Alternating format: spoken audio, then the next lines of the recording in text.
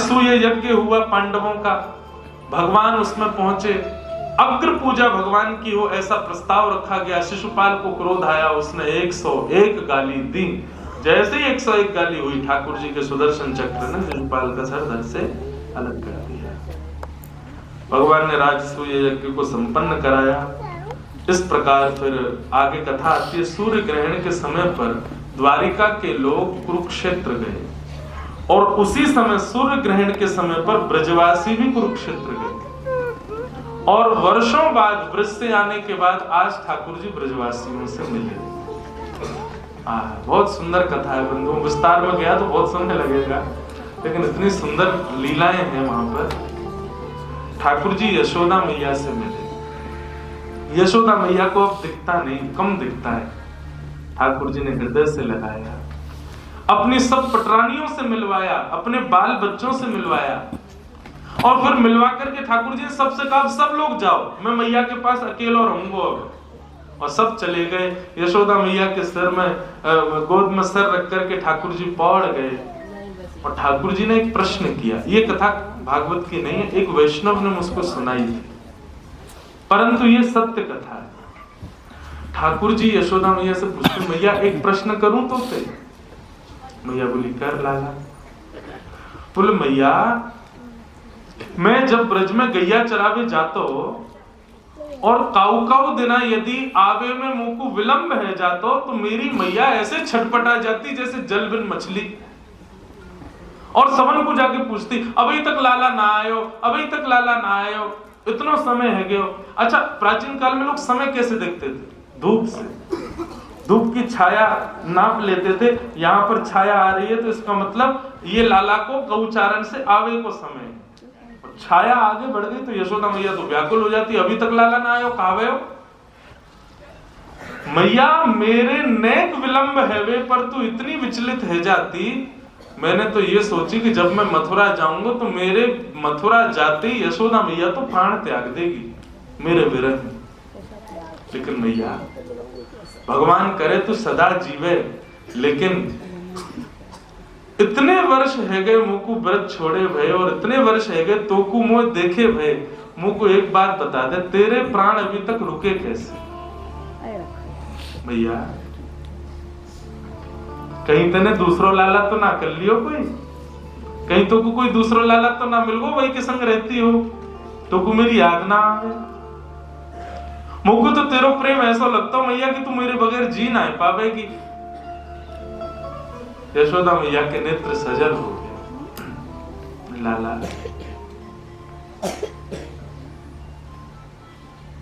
वास्तव में प्राण तो वही समय निकल जाते जा समय तू व्रत छोड़ करके गए हो, पर तेरो एक निगोरो रूप मेरे चित्त में बैठो है।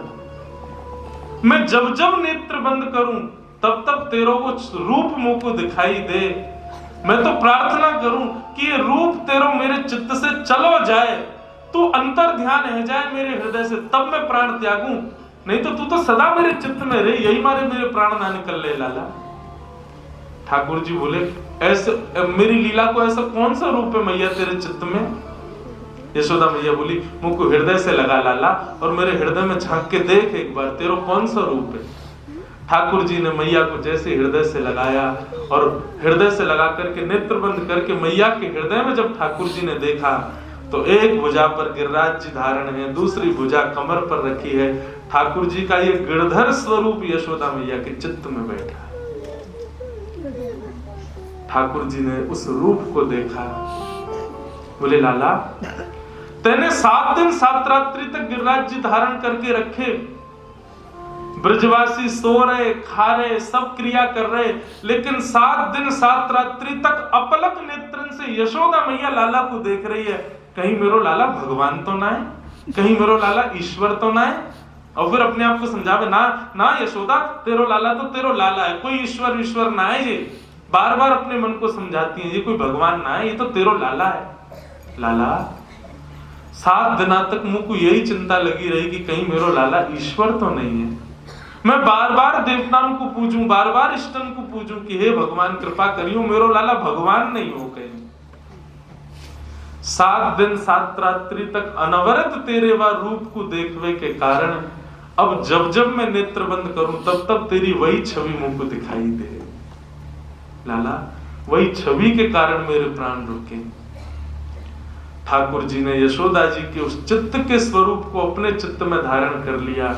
और जब कलयुग प्रारंभ हुआ, लोग जब गोवर्धन पर्वत की महिमा भूल गए, गिरिराज जी पर चढ़ने लगे, गिरिराज जी पर ही दूषित क्रियाएं करने लगे, तब ठाकुर जी ने विचार किया गिरिराज जी की महिमा बढ़ानी पड़ेगी। हम तो अभी पृथ्वी पर नहीं जा सकते, लेकिन क्या करें। तब ठाकुर जी ने यशोदा जी के चित्त में जो ठाकुर जी का स्वरूप था उसी को गिरिराज जी से प्रकट कर दिया। वही है श्रीनाथ जी।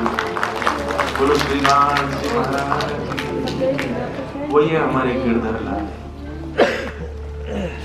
इसलिए श्रीनाथ जी गिरधर लाल जी की सेवा करने वाले को यशोदा जी के भाव से ही सेवा करनी पड़ती है, तभी ठाकुर जी सेवा स्वीकार करते, नहीं तो नहीं करते। ठाकुर जी मिले, कहते हैं कि किशोरी जी भी कुरुक्षेत्र गई थी, तो कृष्ण पटरानिया किशोरी जी को देखने गई और इस भाव से देखने गई, हम त्रिभुवन सुंदर की पत्नी हैं, देखें तो सही है राधा रानी कितनी सुंदर है। और रुक्मणी आदि पटरानिया किशोरी जी से मिलने के लिए जैसे ही उनके शिविर में प्रवेश करती हैं, एक परम सुंदरी रूप को देख करके, मृग नैनी नेत्र हैं, घुंघराले केश हैं, अद्भुत छटा, चंद्रमा भी फीका लगे जिसके सामने, रूप देख करके रुक्मणी आदि को तो अपने रूप पर लज्जा आने लगी। बोले हम अपने आप को सुंदर कहती हैं? इसे कहते हैं सुंदरता।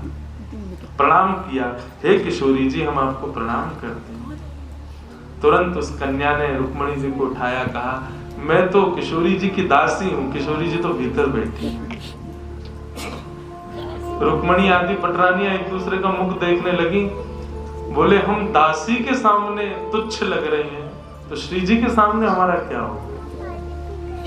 और भीतर गई तो बाहर जो मिली उससे भी अति सुंदर। निश्चित हो गया ये तो श्री जी होंगी, चरणों में प्रणाम किया। उसने मना कि नहीं नहीं नहीं, मैं तो दासी हूँ, श्री जी तो भीतर विराज रही है। बंधुओं, गई तो थी 8 पटरानियां भगवान से मिलने, लेकिन श्री जी तक एक ही पहुंच पाई। क्यों? बाकी कहां गई? बोले बाकी तो बाहर की सुंदरता देख के ही मूर्छित हो गई। और जैसे ही रुक्मणी जी ने प्रवेश किया मुख्य द्वार में, असंख्य सुंदरियों के मध्य में तप्त कांचन गौरांगी, ऐसा अद्भुत स्वरूप, उसका वर्णन नहीं किया जा सकता। रूप देख करके रुक्मणी जी जैसे ठाकुर जी को प्रथम बार देख के मूर्छित हो गई थी, वैसे ही किशोरी जी को देख करके मूर्छित हो गई। नेत्रों में सामर्थ्य नहीं है रुक्मणी जी के कि हम श्री जी को देख पाए। श्री जी ने अनुग्रह किया, तब रुक्मणी जी उनका दर्शन कर पाई, प्रणाम किया और कहा सदा के लिए आप चरणों में वास दे दो श्री जी। बंधुओं, श्री जी का रूप कैसा, हम इस जन्म में लाल जी को भले ही देख लें, श्री जी को नहीं देख पाए, हम में इतनी सामर्थ्य नहीं है। पर श्री जी का रूप कैसा है? जैसे किसी के रूप को देख करके आपके हृदय में कोई भावना उत्पन्न हो जाए, कोई विषय उत्पन्न हो जाए, पर श्री जी का रूप ऐसा है, आपके भीतर जितने अवगुण हैं, जितने दोष हैं, श्री जी की एक झलक देखते ही वो सारे दोष नष्ट हो जाएंगे। ऐसा श्री जी का स्वरूप है। वर्णन आता है सबसे भयानक दोष व्यक्ति के भीतर है काम। श्री जी को यदि कोई देख ले तो उसके हृदय का काम ही नष्ट हो जाएगा। ऐसा रूप है श्री जी का। इस प्रकार कुछ लीलाएं सुनाई गई हैं। ऐसे श्री जी को हम बारंबार प्रणाम करते हैं। आगे भगवान के परम मित्र श्री सुदामा जी की कथा आती है।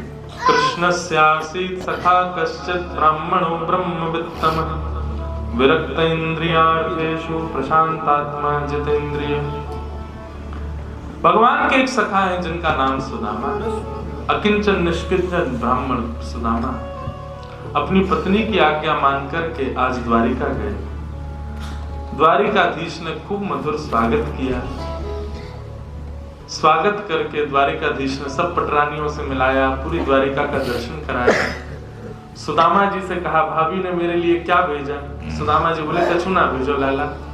लेकिन सुदामा जी एक पोटली में चावल लेके गए थे, लेकिन संकोच कर रहे थे कहीं मेरी दीन दशा और इन चावलों की पोटली देख के कहीं कृष्ण को ऐसा ना लगे गरीब है कुछ मांगने आया है, इसलिए छुपा रहे थे।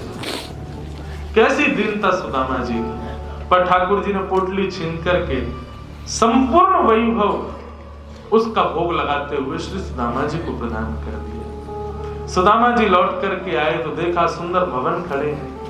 सुदामा जी अपनी पत्नी से बोले देवी अब तुम भवन में रहो, हम तो वन में जाके भजन करेंगे। जैसे सुदामा जी जाने लगे तो भवन के भीतर से आवाज आई। जैसे पलट करके देखा तो द्वारिकाधीश भवन में ही बैठे थे और सुदामा जी से कहते हैं सुदामा जी संपत्ति निश्चित है मेरे भजन से विमुख करती है, परंतु संपत्ति के ऊपर यदि मैं बैठा हूं तो वो संपत्ति भी भजन को बढ़ाने वाली है। संपत्ति केवल अपनी इच्छा पूर्ति लोक रंजन के लिए है तो वो संपत्ति मेरे भजन को घटाती है, लेकिन उस संपत्ति का प्रयोग यदि मेरे उत्सव मेरी लीला मेरी कथा के लिए किया जाता है तो वो संपत्ति लोक रंजन नहीं, वो संपत्ति नरकगामी नहीं, वो संपत्ति मेरे चरणों की प्राप्ति कराती है। आप कृपा करके इस संपत्ति को स्वीकार करें। सुदामा जी की मधुर कथा सुनाई गई। भगवान के संपूर्ण वंश को भगवान के बालकों के द्वारा किए गए दुष्ट क्रिया की वजह से श्राप लगा और ब्राह्मणों ने संतों ने श्राप दे दिया कि तुम्हारा पूरा यदुवंश एक दिन लड़ता झगड़ता हुआ सब सर्वनाश हो जाएगा। ठाकुर जी के सन्मुख ही संपूर्ण यदुवंश का सर्वनाश हो। बलराम जी आज्ञा लेकर के क्षीर सागर में प्रवेश कर गए शेषनाग में। ऐसे शेषनाग के अवतार श्री बलराम जी को हम प्रणाम करते हैं। ठाकुर जी ने मन में विचार किया अब हमें भी लीला पूरी करनी है। वट वृक्ष के नीचे बैठकर के भगवान ने उद्धव, मैत्रेय मुनि और कुछ विशिष्ट जनों को भागवत धर्म का उपदेश किया। बहुत सुंदर है बंधुओं भागवत धर्म। हम प्रयास करते हैं कि हर वर्ष बद्रीनाथ में कथा हो और वहां केवल भागवत धर्म कृष्ण उद्धव संवाद का प्रवचन हो। इस साल तो हम जा नहीं पाए पर अगले वर्ष जरूर जाएंगे। वहां प्रसंग ही केवल भागवत धर्म का होता है जहां कृष्ण उद्धव संवाद होता है। बहुत सुंदर प्रसंग है। 2 श्लोकों में हम इसको श्रवण करके कथा को विश्राम करेंगे। ठाकुर जी कहते हैं कायेन वाचा मनसेन्द्रियैर्वा बुद्ध्यात्मना भानुषितस्वभावात् करोमि सत्सत्यकलं परस्मै नारायणायेति समर्पयेत्। करोमि यत् सकलं परस्मै नारायणायेति समर्पयेत्। ठाकुर जी कह रहे हैं काया से, वचन से, मन से आप कुछ भी करो, सब ठाकुर जी को अर्पित करो, ठाकुर जी को निवेदित करो। बंधुओं एक बात सदैव याद रखना, हम लोगों का एक स्वभाव हो चुका है कि हम अपने सद्गुणों की तो गिनती करते हैं, अवगुणों की कभी गिनती नहीं करते। अपने सद्गुणों को सब गिनते हैं और गिनाते भी हैं। 2024 में एक संकल्प और लीजिए, आज के बाद हमने अच्छा क्या किया इसकी गिनती बंद करो। हमने भजन कितना किया इसकी गिनती बंद करो। आजकल एक नई माला आ गई है, वो लोग ऐसे बटन दबाते रहते हैं, ऐसे बटन दबाते रहते हैं। यहाँ पे भी अगर किसी के पास हो कोई दिक्कत नहीं है, करो, ठीक है, अच्छी बात है, परंतु हमारी कहीं एक बात कर लेना, क्या उसमें जो नंबर आते हैं ना वहां पर टेप लगा देना, दिखे नहीं। हम जप को, हम अच्छे कर्मों को, भगवत भजन को गिनते क्यों हैं? माँ कभी गिनती है कि मैं अपने पुत्र से कितनी बार प्रेम करती हूँ? पति कभी गिनता है कि मैं अपनी पत्नी से कितना प्रेम करता हूँ? तो फिर हम ठाकुर जी से इतना प्रेम करते हैं, इतना नाम जप करते हैं, इसकी गिनती क्यों करते हो? आज एक संकल्प लीजिए कि आज के बाद भगवान नाम और सद्गुण हमने जितने किए इनकी गिनती बंद करो। इनकी कोई गिनती होनी चाहिए। गिनती करनी है तो अवगुणों की करो, गिनती करनी है तो ये जो मशीन है ना, ये ऐसे ऐसे जपने वाली, इसको ले लीजिए, सब लोग खरीद लेना। और आज के बाद किसी को बुरा बोलो, सुई बटन दबाना, कुछ गलत करो सुई बटन दबाना, कुछ गलत खाओ सुई बटन दबाना, और फिर महीने बाद देखा करना। जिस भजन के 1 लाख आंकड़े होने पर आप नाचने लग जाते हो, कब 1 महीने में जब उसके 1 लाख पहुंचेंगे, अरे राम कितने पापी हम लोग, कितना गंदा करते हैं। समझोगे, व्यक्ति उसी दिन समझ जाएगा, उसी दिन उसका स्तर समझ जाएगा जिस दिन वो अपना भजन गिनना बंद कर दे। गिनती मत कर। ये बात मैं इसलिए कह रहा हूं, मेरी जब 50 कथाएं हो गई थी ना, तो मैं गिनती करता था कितनी कथा हो गई, कितनी कथा हो गई। तो 50 कथा जब हुई तो मुझे अभिमान हुआ, अरे हमने तो 50 कथा कर ली भैया। उस दिन अभिमान आया, उसी दिन से ही संकल्प कर लिया, आज के बाद कथा नहीं गिनेंगे। हम कथा कितनी कर रहे हैं, हम भजन कितना कर रहे हैं, हम उत्सव कितने कर रहे हैं, हम ठाकुर जी का नाम जप कितना कर रहे हैं, हम संतों की सेवा कितनी कर रहे हैं, हम वृंदावन कितनी बार जा रहे हैं, हम खाटू श्याम कितनी बार जा रहे हैं, हम बद्रीनाथ कितनी बार जा रहे हैं, इसकी गिनतियां बंद करो। गिनती करनी है तो हम गलत कितना कर रहे हैं इसकी करो। आज ही मशीन खरीदो संतों, और अब तब दबाना जब कुछ गलत करो, और उसका एक नियम रखना, उसको देखते मत रहना। उस पर एक वो व्हाइट टेप आता ना जिससे दिखे ना, वो लगा देना उसके ऊपर। मैं भी करने वाला हूं। और फिर 1 महीने की, हर महीने की पहली तारीख को टेप हटा के देखा करना, तब देखना हृदय में कैसी ज्वाला सी जलेगी। और तब मन किया करेगा, अरे राम भगवान कृपा करो, श्री जी कृपा करो, बहुत पाप हो रहे हैं। पिछले महीने 5000 पाप किए मैंने, बताओ कहाँ अभी गिनते हो 5000 हमने। वो एक वॉच आती है ना, वो एप्पल वॉच पर स्टेप्स काउंट होते हैं, हमारी माता जी पहनती हैं रोज मेरे से, रात में देख आज मैंने कितने चरण चले। मैंने भैया ऐसी गिनती पापों की भी होनी चाहिए। हर दिन व्यक्ति ऐसी एक वॉच बने, उसमें रोज पता चले कि हम कितने पाप कर रहे हैं, रोज रात में देखो। गिनती करनी है तो अपने दूषित कर्मों की करो। भजन की गिनती क्यों कर रहे हैं हम, सत्कर्मों की गिनती क्यों कर रहे हैं, अच्छे कर्मों की गिनती नहीं। गिनती करनी है तो दूषित कर्मों की करो। आप श्रेष्ठ जो कुछ भी करते हो, यदि उसकी गिनती कर रहे हो तो मतलब आप उसका श्रेय ले रहे हो।